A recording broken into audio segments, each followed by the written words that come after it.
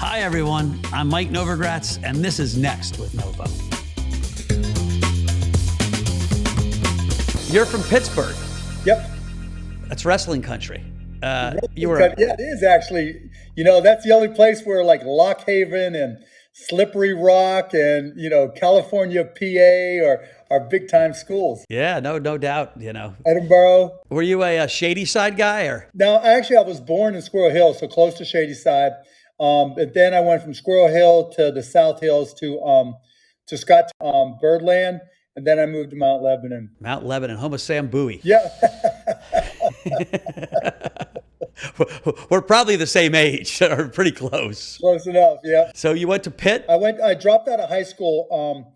So when I was a junior, I wanted to take a business class at Mount Lebanon, and they wouldn't let me, and because it was only for seniors. So I said, okay, I want to show you, that I can take on a challenge. So at night, my junior year, I took a couple classes, I think psychology and writing, and in a Russian class, which I dropped because it was way over my head. And then my senior year, rather than going back to high school for my senior year, I went to Pitt for a year, transferred my credits from there back to my high school so I could graduate. But because Pitt didn't have an undergraduate business school, then I transferred to Indiana University. All right. And so then you became like an internet sensation young. I mean, young, right? I guess that was probably 10 years into your career. Yeah, for the internet. So like my first company, I got fired from a software job. I was teaching myself to write software, and it was a company called Micro Solutions. And I just stumbled into the idea of trying to focus on local area networks in the early 80s when nobody really knew what a local area network was, which took me to wide area networking. I sold that company, which ended up being one of the top systems integrators in the country, and then took some time off. And then in mid 90s, early 95, when the internet started to happen, one of my buddies, Todd Wagner, was like, look, there's got to be a way we can do sports and listen to Indiana basketball down here in Dallas. And you're the networking guy. Let's figure it out. And that's how we started AudioNet, which turned into broadcast.com, because basically streaming is all networking. Right. And you sold that to Yahoo in one of the great sales of the internet bubble, really. Yeah, the best part wasn't the sale, it was the hedge, because I sold in Yahoo stock. And so we, fortunately, Todd and I hedged our stock, collared it actually, and that's what protected us. Right. No, very few people made it out alive, let alone with a full kitty. And so right? Congratulations. That's and it set you up for a pretty fascinating life post 99 crash or 2000 crash. Let me ask you a question real quick, because Sure. We have crypto, and I know you're engaged. The instincts that got you to say, it's time to take chips off the table in 99. Do any of those hairs on your arms stand up now when you see, Bitcoin at 58,000 and all these level ones jumping up and NFTs showing up, and or do you think we're much earlier in the game? Much earlier in the game. It's the exact opposite, actually. It reminds me more of 1995 when things were going crazy, but it was obvious that there was a transition back then from analog to digital. And now it's a transition from digital to distributed and decentralized and secure. And to me, the way people looked at networking, whether it was streaming protocols or JavaScript as a platform to transition businesses to a digitally based business, we're seeing that same opportunity with smart contracts. And so just like back then, there was a gold rush to try to figure out, what was going to win. There were multiple streaming protocols. There were unlimited number of websites. And it was really technology based until it became more comfortable. We're seeing the same thing now. We're seeing a rush where there's a lot of different blockchains that are competing. There are L2s, that are trying to do their thing. But like then, it's going to come down to applications and implications and integrations, so that, when companies start to put smart contracts to work, that's when we'll start to see things really level out. I don't think all the L1s are going to survive. I don't think, when I say not survive, the better term is probably not thrive. Not thrive. Right. Right. They'll survive because there's no reason for them not to, but they won't be in the conversation any longer. Just like you saw, search engines. Anybody can create a search engine, and lots of people did. And some took the early lead, others, showed better ways, and here we are. Yeah, no doubt. So when I started investing in crypto, I had this philosophy that you better put a lot of chips on the table because, you still could be holding Ash Jeeves. Yeah, right. Yeah, I mean, there's certainly a spray and pray mentality because it's a gold rush, and you don't really know. The analogous thing to me is that there's no real standards. People are trying to use Solidity as a standard for development on top of chains, right? And there's coming up with compatibles, but not everybody's going that direction with what's it called, Plutus or whatever. And then there's, Flow has got theirs, ICP has got theirs. Everybody's got something that mimics C++ or Solidity or JavaScript in various ways, but it's not feasible for somebody to develop in each of them across all the chains. And it's not feasible for applications to be duplicated like that across the chains. And so there's going to be a day of reckoning for sure. Yeah, no doubt. And so how and where it remains to be seen. But I really think it comes down to the application. And I think the red flag right now is that everybody's trying to replicate what's happening on one chain on the other chain. So they're getting, they go DeFi first, and they value their DeFi based off of, value locked. And, because the marginal cost of a token on a chain is nothing, right? And, or for a DeFi protocol is nothing. So they search for liquidity to try to build some transactions and to build some volume. But I don't see, even with the best of bridging, how all that's going to be sustainable. I'd be curious what you think. No, I listen, I'm the same way. I've had this philosophy that utility is going to win in the long run. And so 100%. What network effect. And so I look at what ecosystems are bringing the most developers in, are getting the most users in, have the most energy, if you want to think about it, and thinking those have the best shot. And as long as my KPIs are growing at an accelerating rate, right? We're getting more users at an accelerating rate. Then I want to be pretty long. And so you saw what happened to Solana this year, or Luna. Partly charismatic leaders did that. Partly bringing in partners did that. Guys like you can help be kingmakers in credentializing some of these ecosystems. No question. But there's no way we're going to have 19 giant blockchains trying to do the same thing. Nope. It's hard to separate the signal from the noise. It really is right now. But it goes back to just what you say, and I couldn't agree more. It comes down to utility. When people create these applications, who's using them and how. And we have yet to see the gold rush, if you will, for business applications. There's, an NFT as a collectible is great, and it's fun and it's entertaining, but that's just a proof of concept. Smart contracts with or without NFTs for insurance applications, for medical applications, for textbooks, for any number of things that you can think of. Those are the holy grails. So just like you saw fintech dent how financial applications were created, you're going to see the same thing in smart contracts. Yeah, no, I keep telling everybody their healthcare records will be an NFT one day. They're going to live on a they're going to live on a blockchain. You're going to show up at a hospital. Life will be that'll probably be the hardest nut to crack because of all the freaking regulation and HIPAA and everything else. And plus, just your claims and insurance are going to be approved on a decentralized basis, on a trustless decentralized basis, where anybody who buys into to create a node gets trained, and they put up a little money or whatever, or a license, whatever it may be, and rather than a centralized insurance company making the decisions on what's paid and what's not, it'll be decentralized and trustless, and people will appreciate it a lot more, and it'll work faster and smoother. So step back for a second. Let me talk a little bit about more about you, or ask about more about you. You are a sports owner, and a very engaged one. That's been a huge journey. You're a TV star, celebrity. That's got to be fun, or maybe it was fun. You're an investor. in lots of projects and an entrepreneur, right? So you almost wear four completely different. I'm sure, you've got family and everything else, right? But in the public arena, you got four different hats. How do you manage that? How do you see your the same way you do, right? The TV show, doing Shark Tank, I love it. Friday nights on ABC, 8 p.m. Eastern. We just had our premiere episode this past Friday, so we'll be on every Friday, so watch often. And, with that, it's fun. And I do it because, I think we need to send the message that the American dream is alive and well.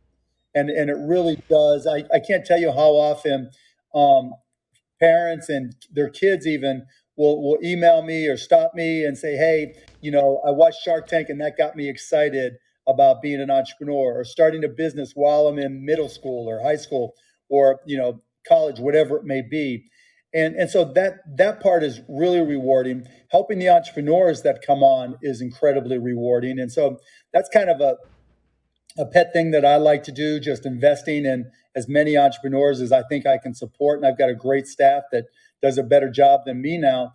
The Mavs basketball is kind of my release, and so I've loved basketball as long as I can remember. So that's a release. And everything else is kind of tech driven, where to me, I just love to learn. I'm curious as hell, right? And that curiosity just keeps me moving forward and keeps me consuming information and research and whatever, and trying to teach myself new things, which allows me to be an investor and takes me in all those different directions, which gets me to crypto, tech, whatever it may be. Right. And so you made a shack load of money, like literally in 2000. Like Novo money? You're talking about Novo money? That's big money. And now you've even made more. And so at what point, and I've seen you've done a decent amount of philanthropy. How do you think about what society's responsibility, what your responsibility is, or any rich guy's responsibility who has like 4 basketballs full of money, and at what age do you give it away? How do you think about your philanthropic contribution?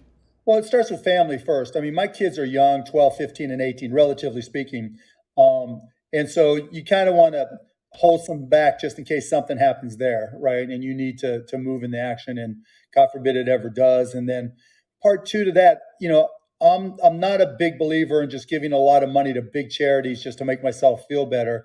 I'd rather start things that I think are self-sustaining, that are charitable in impact. We started a company called costplusdrugs.com, and all we're doing is going out there and finding, to start with, generic drugs, and we're building a manufacturing plant for injectable drugs in Dallas right now. And everything that we'll do that we manufacture or resell will be at cost plus 15% with complete transparency on everything that we do. And we always think we have a line of sight for over $1 billion in sales because of how messed up the pharmaceutical industry is and how self-serving it is. And so, trying to create organizations like that, and it's a public benefit company, and, I think we can have a significant impact on healthcare. There's other drugs I'm investing in creating that I think can have a significant impact. And I'm not looking to make money off of either of those. I'm looking for them to be self-sustaining so that no one has to go out there and ask for donations, but they have a significant impact and can disrupt an industry that needs to be disrupted. Yeah, that's awesome. Yeah, no, the charitable model of constantly asking gets tiring. Yeah, and it just can't work, right? I mean, there's got to be a way for things to be self-sustaining. I don't care if you're selling advertising, and it's interesting because the play to earn model of crypto potentially has a chance to be a model for charity, because you can find ways to allow people to participate, to not necessarily become self-supportive, but where you can create a whole ecosystem and economy that brings in third-party revenue because there's so many participants, right? That you can sell advertising, you can sell a lot of things that in turn goes to support the people who are participating to earn. So, when I think about your path, in some ways have always been in the middle of the creator economy, right? If you think about your big internet play and Right. even the Mavs and Shark Tank and some of the investments you have now, how do you see, we have this metaverse showing up and it's accelerating and it's kind of complexity every day. How do you see the creative economy playing out and how are you betting on it? Oh my God, that's a great question.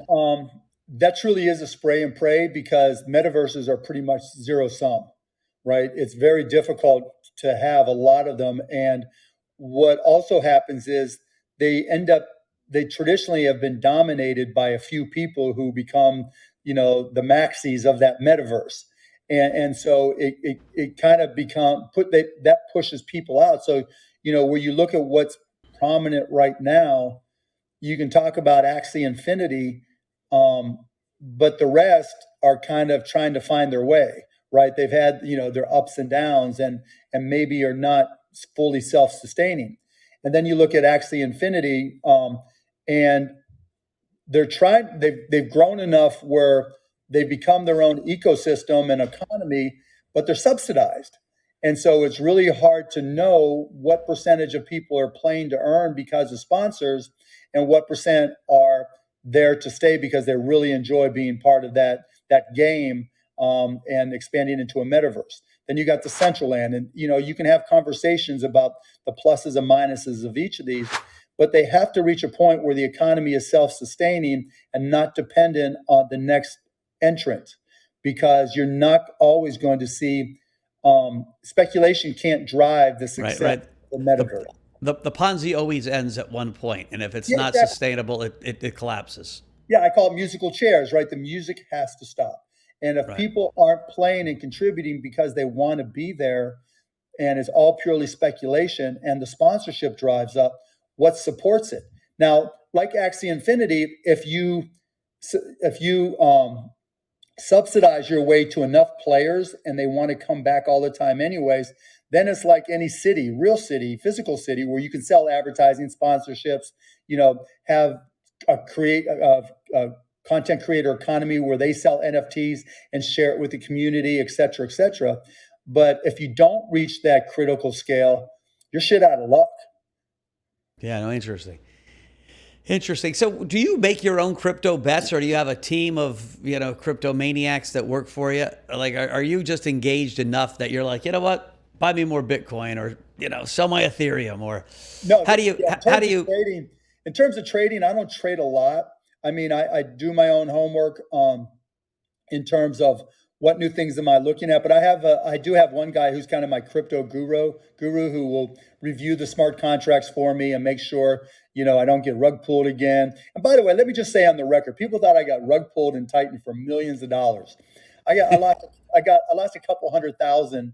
It would have been more, but I made a lot on the LP that I was in there. So yeah, it wasn't as, it's a lot of money, but relatively speaking, it wasn't a crushing event. right? But yeah, so I have one person who reviews contracts, Micah, who's super smart, helps me evaluate things, does basic due diligence and advanced due diligence for me. And then from there, it's up to me. Interesting. So Mark Cuban Inc. is a team of people around you that you've known for how long? It just varies. In some cases, most of my life. In other cases, it's, as new technologies emerge and I want some expertise there. But I try to teach myself as much as I can.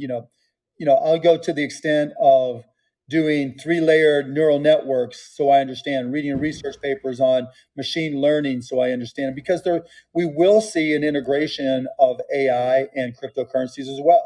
I'll read as much as I can on crypto to understand the economics and the technology and, what's the difference between, and, what is the opportunity with ICP versus what any of the other blockchains are doing, because they're very distinguished or different platforms, and so I look at it kind of like a ball of thread. That first little ring of thread is always hard and it's hard to put together and mushy. But once you get a base, it's really easy to progressively understand what's coming. I'm sure you've experienced the same thing. So once you get rolling on it, it's contagious and it's fun. And then you start. Steve Jobs said everything's a remix, right? And so then you start remixing all these things and you start understanding, where some of these things can go. Were you always a nerdy kid? Because a lot of people get old, they get rich, they want to golf, or they want to, make a few investments. But like digging into, reading about blockchains and understanding them, and like that takes a nerd energy. Yeah. Like when you were in third and fourth grade, were you the great student? And No, no, not at all. I wasn't like the math geek or anything. I mean, I liked math and I did well in it, right? But I was into sports. I just wasn't good enough. And so, neither one of my parents went to college. And so it wasn't like I had this, academic push. It was more business. My whole thing was, from my dad particularly, was if you want something, you got to earn it. And if you're going to earn it, most likely for you, you're going to have to learn how to sell it. And to me, I was a business geek. Like I said, I wanted to take business classes. My senior year, they wouldn't let me, so I dropped out of dropped out of high school. right. Just dumb shit like that or different shit like that. I started businesses my entire life, but when I got after college is really when I realized I had an aptitude for technology. I got a job working at a computer software store. I started teaching myself how to write in database languages, some basic C and JavaScript and all that stuff. And it wasn't hard for me. And once you get into it, I was one of those guys that I could sit there and start writing some software for one of my clients, think I was working for 3 or 4 hours, and look up, it was 20 hours later, and I didn't even realize it. And so once I realized I had that aptitude, and then I got the curiosity, then I realized it was a key, it helped me make more money. And then as I got older, it wasn't so much about how much more money I could make. It was more about the competitive side of me, the sports side of me. When I was the youngest, it was fun to be competitive because I was the youngest. Now that I'm the oldest, it's like I want to kick the ass of all these young people who think, okay, I don't know my shit. Well, fuck you. I do know my shit, and I'm going to let you have it. And so, that's the way I look at it. Yeah, I always call myself the oldest guy in crypto, but now I'm doing the math. I think you're a couple years older than me, so you might be the oldest guy in crypto. Well, then fuck you too, Novo. I'm 56. Yeah, so I got you by a few years, but I'll lie about it. You look good. You look good. What do you trying. do to stay in? What do you stay? I guess you got to play hoops with your guys a little bit. Well, yeah, I get out there and shoot. One of the best parts about owning a team is like before a game, a home game, I'll go out there on our court in the arena and I'll start shooting until all the players come out and really get ready for the game. And there's nothing better. And that's really how I clear my head. Shooting baskets, that, nothing else matters unless, until that ball goes in the basket. But generally, though, I've really changed my diet. I'm vegetarian now. I write everything down that I eat. I work out, instead of if I'm watching a game or if I'm listening to a podcast or watching a video on something, I'll be on the treadmill or the Peloton or elliptical, just always trying to do something while I'm consuming information rather than just sitting on my fat ass. Yeah, good for you. You got young kids. You got to stay healthy. And that's the other thing too. Like my 12-year-old son put me out on the basketball court we have outside last night. And he goes, I'm going to kick your ass one-on-one. I'm like, come on, let's go. And I torched him. Then he was like, I'm going to beat you to the court. And then I torched him. And so now I'm sore as hell, though, but I'm not going to tell him that. So last one, Dallas, your adopted home. Are you a Dallas for life guy at this point? Is this? Yeah, I love it. I mean, I love Pittsburgh still. You can't take Pittsburgh out of me, but I've been here 40 years. My buddies came down here from Indiana after we graduated. I had nowhere else to go. I wanted to go someplace warm, and my car would make it to Indiana, wouldn't make it to California. And so here I am. So, when we grew up, you had the Cowboys versus the Steelers, some of the great rivalries. Terry Bradshaw, Roger Staubach, I'm guessing at this point you're a Cowboys fan, or? Yeah, I'm both, right? Fortunately, they're in different conferences. Yeah. It was tough. We played in the Super Bowl, 10 years ago, whatever. And it was tough. So I had to wear my Cowboys shirt and have my terrible towel from Pittsburgh. But, all right. So I had to cut corners there and balance it out. Well, I actually think there should be a rule. Like, you should only be able to root for the town you live in, the town you grew up, or the town your father grew up in. Like, right. That's it. I agree. Anything else, you should be an illegal fan. I agree, because I can never understand, like, I'll run into people from all over the country, and they're either Cowboys or Steelers fans, and I'm like, how? And when it's like, oh, I like the uniforms. I'm like, what is up? You can't do that. That's just not right. All right. Well, Mark, listen, I'm going to let you go. I really appreciate your time on here. I love what you're doing for the crypto community. from accepting Dogecoin at Mavs games to just being To the thoughtful moon, about. baby, to the moon. I've got a Bitcoin goes to the moon tattoo, and I've got a boat named To the Moon, Perfect. and a song named Bitcoin Goes to Moon. And so, Hey, I'm behind you though. I have my fair share of Bitcoin, but I'm more of an Ethereum maxi for the reasons we discussed. yep, good stuff. All right, well, listen, I appreciate it. You're my favorite guest so far. Next with Novo from Dallas. Thanks, Novo. We'll do it again. Be well. Take care.